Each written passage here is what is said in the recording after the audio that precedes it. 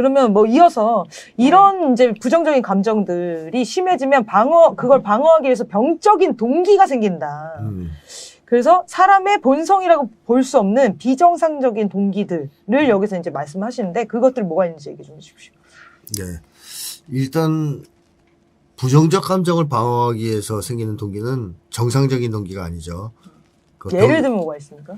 그러니까 일반적으로 사람들이 쉽게 이해하려면 두려움 같은 거죠. 두려움에서 더 도망치고 싶어서. 그러면 모든 게 거기에 집중되잖아요. 강박도 사실은 두려움이거든요. 불안. 그래서 세균에 감염될까 봐 계속 손을 씻어요. 네네네. 자, 이런 삶이 정상적인 삶일까요? 아니죠. 아니죠. 정상적인 삶은 무엇으로부터 도망치는 것이 아니고 무엇으로부터 자기 부정적인 어떤 감정으로부터 자기 방어하기 위한 삶이 아니라 건강한 사회적 목표를 향해서 나가는 삶이 건강한 삶이죠. 정상인들은 그런 삶을 살아야 되는데 이 부정적 감정이 너무 심해지면 그게 너무 고통스럽기 때문에 삶의 목적 자체가 바뀌어버리는 거예요. 건강한 삶의 목표를 추구하지 못하고 이 부정적 감정으로부터 도망치는 그걸 방어하는 것이 삶의 목적이 돼버려요. 그럼 이때부터는 이건 완전 병리적인 삶이라고 할 수 있거든요. 그러니까 좀 노골적으로 표현하면 정신병적인 삶이에요. 그래서 몇 가지 추구하자면 힘을 갈망하는 게 있죠. 무력감 때문에. 네. 딱 윤석열 보면 또 아실 거고. 무력감이 너무 심하면 힘을 갈망하게 됩니다. 힘을 찾게 되고 힘이 센 사람한테는 굴종과 숭배를 하고 약한 사람은 짓밟고 뭐 이런 이제 권위주의 성격자가 탄생하게 되는 거고요. 그 다음에 또 하나는 현실 회피가 있죠. 이런 세 가지 부정적 감정을 계속 나한테 강요하는 현실을 견딜 수가 없기 때문에 도망치려고 하는 거죠. 현실로부터. 그러면 뭐 어떤 걸로 도망칠까? 잡담. 중요한 얘기는 빼고 나머지 부차적인 얘기만 하는 잡담. 주변에 있는 애가 막 떠오르네요. 계속 회피하려고 끝없이 잡담을 하는 친구가 있었어요. 그래서 에리프롬 그런 얘기도 했어요. 현대인들은 정말로 본질적인 거 빼고는 모든 걸 떠들어야 된다. 이렇게. 네, 잡담이에요, 이게. 네. 그 다음에 말초적 쾌락. 뭐, 술이든 뭐든 마약이든 뭐 이제 뭐 먹는 거든 이런 데 빠지는 거죠. 그 다음에 대중매체 요즘엔 그 쾌락을 주는 것으로서 넷플릭스라든가 뭐 이런 엄청나게 회피하기 딱 용이하죠. 끝없이 볼 수 있으니까 그렇죠. 영상을. 이어보기 뭐. 그다음에 대중매체 말고도 또 게임과 도박 같은 것도 있고요. 그다음에 좀 스릴 넘치는 운동으로도 많이 가죠. 미친 듯이 운동하는 사람들이 있어요. 또. 아니 근데 운동할 때는 사색을 하게 되지 않나요? 학대적 운동. 아까 막 엄청 힘들게 막. 그리고 여기서 또 이제 그 특집이 얘기하는 건 그 스릴 넘치는 거 있죠. 위험한 거. 위험한 거. 그런 거. 그렇죠. 자기 몸을 다칠 수도 있는 그런 거. 진짜 현실을 회피하는 그것이 이제 스릴을 못 느껴서 그런 거야? 살면서? 살아있음을 못 느껴서 그래요. 살아있음을 못 느껴서 그러고. 갑자기 너무 슬퍼졌어. 패러글라이딩 같은 사람들이 생각이 나. 쾌락도 느끼죠. 그 대신 이제 또 그것도 살아있음을 느끼려고 하는 것도. 좀 이따 그것도 잠깐 얘기할 건데, 그리고 또 하나는 대세 추종을 하는 성향이 생기고요. 요게 재밌더라고요. 왜냐면 이제 현대인들은 아주 독특하고 지금 여기 사무실 홍대인데 홍대만 가도 난리예요. 너무너무 독특해가지고 막 그런 개성을 뭐 이렇게 한다고 봐야 되는 거 아니냐. 그래서 그 개성 추구를 왜 하느냐. 네. 개성을 잃었기 때문이야. 아니 그럼 진짜 개성 있는 사람 가만히 있습니까? 개성 있는 사람은 그렇게 외관적 개성을 추구하지 않아요. 보여지는 거에. 네. 진짜 개성은 뭐냐면요. 공통성을 기초로 한 자기만의 특징이 개성이라고 봐야죠. 그 사람의 고유한 특징. 별난 거 말고. 그러니까 예를 들면 우린 다 똑같은 인간이잖아요. 이 인간으로서 공통성에 기초해서 자기만의 색깔이 있는 게 개성이거든요. 네. 근데 인간이 아닌 놈과 인간은 개성을 비교할 수 있나요? 없죠. 안 되잖아요. 그러니까 사람하고 개를 놓고 뭐가 더 개성적이에요? 이건 안 되잖아요. 똑같은 사람을 놓고만 할 수 있는 거 아니에요? 네. 그렇다면 인간의 개성은 원래 뭐냐면 인간성을 전제로 해서 인간 본성을 다 갖고 있는데 그 발현 정도나 뭐 이 표현 정도가 굉장히 독특하다. 매력이나 뭐 이런 그렇죠. 거군요. 그런 개인적 특성이 개성이 되는 거잖아요. 네네. 근데 그런 게 없다. 나는. 네. 남들과 다 똑같은 것 같다. 나는. 그럼 이제 머리 밀어야지. 그러면 뭔가 차이를 내야 되잖아요. 머리를 밀든 코를 뭐 이렇게 들든 수술을 8번을 하든 자기만의 특징. 그래서 요즘에는 어떤 걸 개성이라고 생각하냐면 차별성. 그것도 외형적 탈발성. 그렇죠. 그걸 개성이라고 착각하는 사람도 있어요. 근데 그게 무슨 개성이에요? 그런 점에서 다 똑같은데 또. 그래서 에릭 프롬은 뭐라 그러냐면 로봇이 되었다 그러죠. 수백만의 다른 로봇과 동일해진 로봇. 그러면 고독감을 안 느껴도 되니까 이렇게 대세를 쫓으면 산다는 것이고 영털이 개성이다 이것은 자아상실에 기초한. 근데 사실 사람들이 그렇게 개성을 추구하는 것 같아도 유행이라는 큰 틀 안에서만 추구한다는 사실을 한번 생각해 보세요. 예를 들면 모두가 슬리퍼 신는 게 대유행이에요. 그거 아니면 막 찐따 취급당하고 그래요. 근데 그때 구두 신고 다니는 사람은 진짜 훌륭한 사람이잖아요. 근데 그렇게 안 하지. 슬리퍼 중에서 독특한 슬리퍼. 슬리퍼 진짜. 그렇잖아요. 이게 얼마나 사실은 대세 추종이에요. 그렇죠. 거기서 벗어나기 그 안에서 벗어나려고 하는. 남들이 다 아이폰 써. 그러면 아이폰을 써야 되는데 아이폰에다가 기스를 낸다든가 아니면 뭐 껍질을 이쁜 걸 붙인다. 이런 걸 하는 거 아니에요? 그러면서 케이스가 발달했지. 네. 그래서 사실상 그것은 개성이 아니라 그야말로 자아상실을 개성상실을 보상하려는 몸부림이다. 필사적인 그렇게 얘기를 하는 거고요. 그 다음에 또 하나는 인간 상품이 되는 거죠. 스스로가. 나는 상품이야. 그러니까 나를 끊임없이 개발해야 잘 팔리니까 학원 다녀야 돼. 자기개발 계속하고 나를 좀 알려야 돼. SNS에다 막 알리고. 그 다음에 자기를 평가할 때도 나는 시장에서 얼마나 잘 팔리는 사람이지? 잘 안 팔리네. 난 죽어야 돼. 잘 팔리네. 나는 훌륭한 사람이야. 이런 식으로 이제 대하는 거. 그리고 인간 상품이 되면 결국 소유와 소비에 집착하는 존재가 될 수밖에 없는데 자본주의 사회는 기본적으로 소유와 소비를 부추기잖아요. 독점 자본가들이. 게다가 그것들이 불안을 방어하는 무기가 될 수도 있고요. 소유와 소비가. 끊임없이 뭘 사면서 생존 불안이나 존중 불안 같은 걸 방어할 수도 있고 또 잘난 체 하는 도구가 될 수도 있죠. 소유와 소비가. 난 이렇게 비싼 식당에서 밥 먹어. 뭐 이런 거 있잖아요. 호텔에서 난 뭐 먹어. 그러면 그 자체가 서열 경쟁 수단이에요. 난 서열이 높다는 걸 보여주는. 그런 점에서도 소유와 소비에 집착하게 되고 또 내적인 공허감이나 허무감 때문에라도 소유와 소비에 집착하게 된다. 이렇게 이제 에릭 프롬은 얘기했습니다. 네. 그러니까 이런 게 지금 현대인들한테는 너무 다 있어가지고 아마 공감하시는 분들 많으실 것 같아요. 네. 그러니까 이런 과정들을 통해서 몇 가지 대표적인 성격들을 갖게 된다고 하더라고요. 여러 부분이 공감되실 것 같은데 주변에 이해되지 않은 사람들, 연구가 떠오른 사람들도 좀 의문이 풀리실 것 같고요. 이런 성격에는 좀 어떤 종류가 좀 있을까요? 네, 에릭 프롬은 성격을 사회적 성격이라고 그랬죠. 네. 일반적으로 심리학에서 얘기하는 성격은 개인차를 얘기합니다. 개인 간의 다른 점을 설명하는 툴로서 성격을 언급하는데 에릭 프롬은 소셜 캐릭터라 해가지고 사회적 성격이라 해서 집단 성격을 얘기합니다. 집단 성격? 모든 사람들이 공유하고 있는 성격. 다수의 사람들이. 네네. 그러니까 사회가 만들어내는 집단적 성격인 거죠. 그래서 자본주의 사회가 되면 자본주의 사회에 맞는 사회적 성격들이 대세가 되고 많이 이제 그 다음에 뭐 봉건 사회는 또 그런 사회에 맞는 사회적 성격이 만들어지고 이렇게 본 건데요. 이 성격의 핵심은 뭐냐 하면 욕망이에요. 인간 심리의 핵은 욕망이거든요. 네. 그러니까 욕망이 중심이 돼서 나머지가 그렇게 규정된다고 보면 돼요.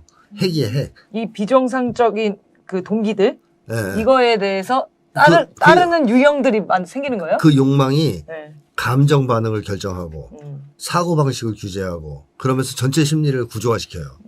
그래서 프로이트도 계속 요 얘기를 하긴 했어요. 그 프로이트는 물론 이제 성역설을 주장했기 때문에 이드 같은 걸 자꾸 떠들어서 그렇지. 그 욕망이 성격의 핵이라는 것은 사실 프로이트도 알고 있었던 거거든요. 네. 그거에 의해서 구조가 만들어진다는 거예요. 이게 무질서하게 분할돼서 막 움직이는 게 아니에요. 그렇게 되면 그건 분열이죠. 구조화돼요. 그러면 그걸 컨트롤하는 핵심이 뭐냐? 욕망이에요, 욕망. 그래서 이 사회적 성격도 욕망을 중심으로 구조화된다고 보시면 되는 거고. 그러면 몇 가지가 있냐면 권위주의 성격, 대세추종적, 쾌락지향적, 시장지향적 성격이 있는데 다 핵은 욕망이라고 보시면 돼요. 자, 그럼 권위주의 성격의 핵은 뭘까요? 욕망은 힘에 대한 추구예요. 네. 힘에 대한 맹렬한 추구. 이 욕망이 이걸 좌지우지하는 거고. 그럼 감정은 어떤 감정이 이 사람들은 느끼느냐? 무력감. 힘을 중심으로 느끼죠. 네. 네, 그래서 강한 힘에 대해서는 매력, 찬탄, 숭배, 약한 힘에 대해서는 혐오, 분노, 적개심, 네. 감정적으로 반응이 이렇게 나와요. 당연히 무력감은 속에 잠복해 있고 마음속에. 그럼 사고방식 또는 지식으로는 어떤 차원의 지식을 갖고 다니냐. 흑백 논리입니다. 전형적인. 힘을 기준으로 세상을 봐요. 힘센 놈과 힘 약한 놈. 그래서 힘센 놈은 무조건 맞고. 무조건 좋고 네. 나쁜 놈은 다 죽어야 되고 네. 이런 식의 극단적인 인종주의 같은 흑백 논리를 받아들여요. 이게 권위주의 성격자의 특징. 윤석열의 이제 이쪽이죠. 네. 대세 추종적 성격에서 욕망은 뭘까요? 여기 소속되고 싶은 거? 그렇죠. 추방되지 않고 싶은 거. 그러니까 쫓겨나기 싫은 거. 소극적으로 얘기하면. 또 적극적이게 말씀하신 대로 소속되고 싶은 거. 사람들이 저기 다 몰려가요. 나 혼자 여기 있으면 열날 쓸쓸한 거예요. 고립감 때문에. 너무 슬퍼가지고. 그래서 기어이 쫓아가서 거의 절벽으로 뛰는 데가 따라가는 거지 뭐. 네, 이게 대세추종적 성격이고. 자, 그럼 이 사람은 욕망이 이렇다면 감정적 반응은 뭘 중심으로 느끼가요? 대세와 주류에 대해서는 우호적 감정을 느끼고 비주류에 대해서는 거부감 혹은 경멸감 같은 걸 느끼죠. 이 사람은 기준은 항상 그래. 주류냐 유행이냐 아니냐. 잘 나가냐. 잘 나가냐 잘 안 나가냐. 이런 게 계속 굉장히 사람을 볼 때도 그렇게 보는 거예요, 그러면? 잘 나가는 사람 사람과 최고? 관련되는 네, 것 같아요. 세속화돼 있어요. 되게 기준이. 사람과 관련되는 거. 굉장히 세속적이에요, 이 사람들은. 그래서 대세나 다수가 곧 참이다. 이런 지식을 가지고 있죠, 이 사람들은. 그래서 비주류 같은, 저 같은 비주류 학자를 싫어하는 거예요. 완전 인정 안 되지. 저놈은 비주류야. 안 돼, 저놈은. 미국 유학도 안 갔어. 뭐 이래. 그러네요. 네, 대세추종 성격. 그 다음에 쾌락지향적 성격은 욕망이 뭐냐. 권태를 벗어나는 겁니다. 그 쉽게 하면 말초적 쾌락을 추구하는 거예요. 현실에서 진정한 기쁨이나 행복을 맛볼 수 없기 때문에 차선책으로서 쾌락을 쫓게 돼요. 그래서 맹렬하게 쾌락을 쫓는 욕망을 가지는데 그럼 이 사람들은 모든 것을 뭘 기준으로 보겠어요? 나한테 쾌를 주느냐 불쾌를 주느냐 그걸로 기준이에요. 감정 반응이. 그러니까 나한테 쾌를 주는 대상은 좋은 놈. 땡 아니면 화나고 경멸하고 그러니까 쾌불쾌의 기준으로 세상을 감정 반응을 보이고 세상 모든 걸 그렇게 나눠요. 내 쾌락에 도움이 되냐 되지 않느냐. 권태감을 가졌다는 얘기는 권태감에 시달린다는 얘기는 사회적으로 죽었다는 얘기거든요. 사회적 존재인 인간으로서는 죽었다는 얘기예요. 사회적 생명이 이미 상실됐거나 꺼져가고 있는 중이라고 봐야 돼요. 그러니까 권태를 느끼는 거예요. 자, 이런 사람들은 자기가 죽어있다는 사실을 견딜 수가 없잖아요. 사실 그걸 극복하려면 정신활동에서 생산성이 나와야 되거든요. 생산적인 정신활동을 해야 돼요. 어떻게 하면 이 세상을 더 좋은 곳으로 바꿀까?